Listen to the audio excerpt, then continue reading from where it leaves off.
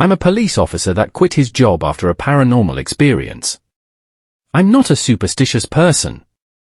I didn't believe in ghosts or demons until now. Yeah, stuff happens that can't be explained. But I just want you all to know that it took more than a couple of flying spoons or a door opening on its own to scare me out of my job. Since the department didn't find any reason to keep this police report confidential, I will now detail you everything I can on what happened on the scariest night of my life. We had just received word from dispatch to check out a noise complaint in a small neighborhood whose name I will not disclose for their privacy. It was me and my partner.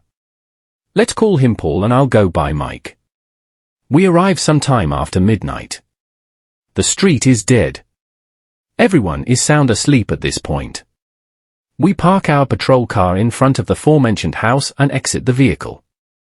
We knock on the door and let our presence known, police. Is anyone home?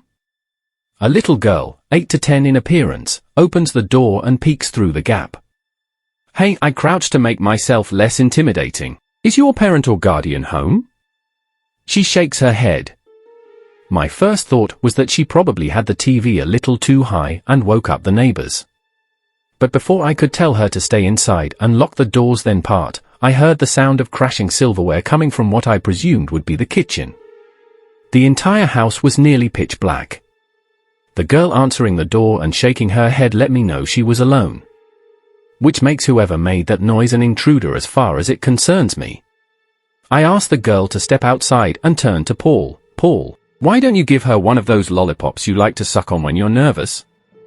Paul gave me a cold stare as the girl giggled. They went to go wait by the car as I slowly pushed the door all the way open. Police. If there is anyone in this house, please let yourself be known. Without a warrant, I had no right to enter the building. I tried my best to spot whoever made the noise, but it is too dark to see. Just any sign of a threat and I would be justified to search the house. But nothing. I left the door open and headed back towards Paul and the girl. Hey again, I don't think we introduced ourselves. I'm Officer Mike. This is my partner Paul. If I may ask, what is your name? Maribel. That's a pretty name. So Maribel. Again, if I may ask. Where is your family? As soon as I had finished my sentence, the television in the living room turned on, volume fully up. Me and Paul quickly turned in surprise and could see the television playing static from outside. We put Maribel in the backseat of the patrol car for her safety as no civilians were allowed in the front seats. We then, against our better judgment, enter the house. We tried every switch in the house, but no lights came on. While wandering the house cautiously, I would catch a person standing in the mirrors. I thought it was Paul, but every time I looked behind me, Paul was nowhere to be found. As I returned to the front door along with Paul, we both jumped as running footsteps echoed down the hall. We detached our firearms and aimed it at the source. The footsteps got louder and got closer. But no one ever appeared physically. Lamps, chairs, and other stuff started getting thrown around by an invisible force as the footsteps reached us. We sprinted out of the house and waited by the front yard. The footsteps seemed to stop, followed by the police siren that went off. I ran to the car and silenced the siren. I looked back at Paul, who seemed shocked. You all right, Paul? He takes a lollipop out of its package and puts it in his mouth. Yep. I opened the rear door and checked up on Maribel. You okay? She nodded her head, so I walked back to Paul. I don't know what to make of this, he said. Yeah, me neither. No. Seriously.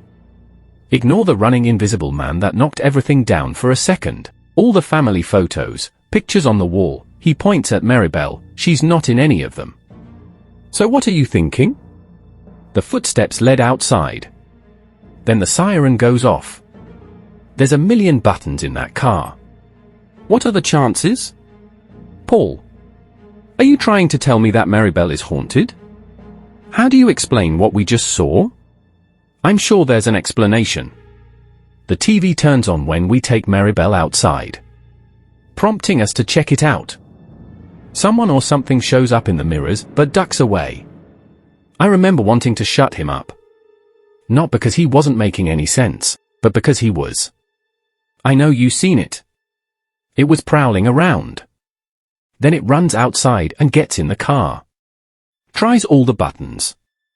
I think a ghost is trying to get to the girl.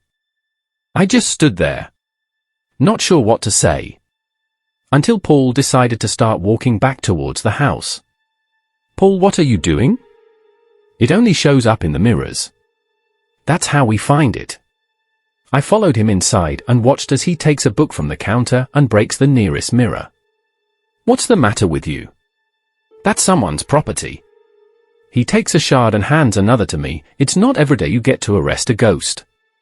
We aimed our flashlights all over the house waiting for something to appear in the broken glass. I recall praying to God Almighty to not let anything show up, but it did.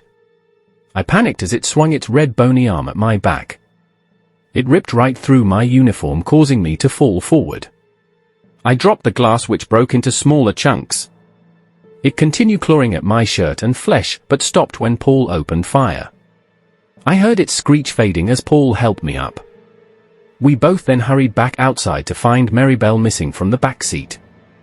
It was difficult explaining what happened to the department without sounding like nut jobs. The police cameras who we were betting on to prove our stories had shut off the moment we entered the house.